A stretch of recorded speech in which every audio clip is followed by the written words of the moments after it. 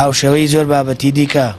جارێکی تر حکوومەت هێرێمی کوردستان پارێزگای هەڵەبجە لە ماف و شایستە دارایەکانی بێبەش دەکات. تا ئێستا 1 دیناری لە بودجەی دابینکراوی قۆناغی دووەمی ڕوبەڕووبوونەوەی ڤایرۆسی کۆرۆنای ڕەوانەیە و پارێزگایە نەکردووە. ئەماش نیگەرانی بەرفراوانی لێکەوتۆتەوە و لەسەر ئەو بابەتاش لە چەند ڕۆژی ڕابردوودا جێگری پارێزگاری هەڵەبجە و وەزارەتی دارایی وەڵامی یەکیاندایەوە. کاوەعەلی پاساوەکانی وەزارەتی دارایی بۆ نەناردنی بودجەی ڕوبەڕووبوونەوەی کۆرۆنا بەبێ بنەما ناو دەبات. لە گەنجینە ئاگاداریان کردین کە جەنابی وەزیر وتوێتی 50 ملیۆنیان پێ بدرێ. 50 ملیۆنەکەش دوای ئەوەی کە ژمێریاری ئێمە سەردانی گەنجینەی کرد وتیان لە وەزارەت و ئاگاداریان کردن 50 ملیۆنەکە بووەتە 20 ملیۆن. ئێمەش لە پارێزگای هەڵەبجە لەبەرەوەی 20 ملیۆن هیچ مانایەکی نەبوو بۆ ڕووبوونەوەی کۆرۆنا وەرمان نەگەروتمان ئێمە یا حیسەی خۆمانمان پێ بدرێ یان 20 ملیۆن ئەوە نییە کە وەریگرین. 20 ملیۆنەکە ماوەرنەگیرا دوایی کە وەزارەتمان ئاگادار کرد لە ڕێی جەناوی پارێزگارەوە وتیان وەرنۆ 50 ملیۆنەکە وەرگرن بەڵام 50 ملیۆنەکەیش تاوەکو ئەم دەقە وەرنەگیراوە.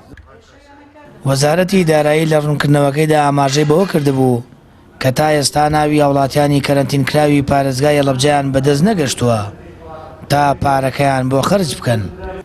بەڵام بەرپرسانی هەڵەبجە دەڵێن تا ئێستا هیچ وەزارەتێک داوای ناوی نەکردووە تا نەینێرین و ناوەکانیش سەرجەمیان لە بەڕێوەبەراتی گشتی تەندروستی هەڵەبجە هەیە.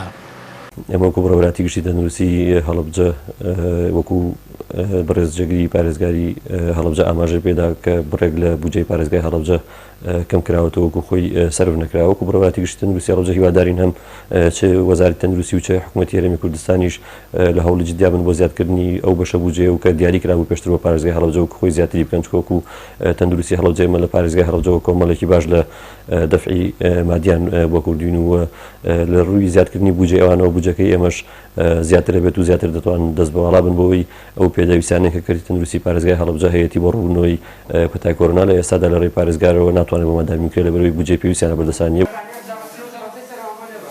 پارێزگاکانی سلێمانی وەولێر و دووەک لە قۆناغی دووەمی ڕوبەڕووبوونەوەی کۆرۆنا هەر یەکەیان نزیکەی 500 ملیۆن دیناریان بۆ تەرخان کرابوو بەڵام پارێزگای هەڵەبجە تەنها 250 ملیۆن دیناری بۆ دانرابوو کە دواتر ئەو بڕا پارەیە بۆ تەنها 20 ملیۆن دینار کەم کراوەتەوە. ئەماش بەرپرسانی هەڵەبجەی تووڕە و نیگەران کردووە و ئامادەنین ئەو پارەیە وەربگرن. لە ئێستاشدا کۆی ڕێکارەکانی ڕوبەڕووبوونەوەی ڤایرۆسی کۆرۆنا لە هەڵەبجە لە سەرەرکی خێرخوازان بەڕێوە دەچێت.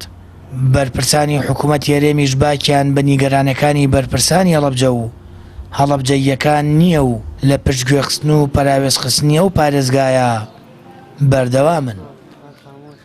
سامان فەتاح، کەناڵی ئاسمانی پەیام، هەڵەبجە.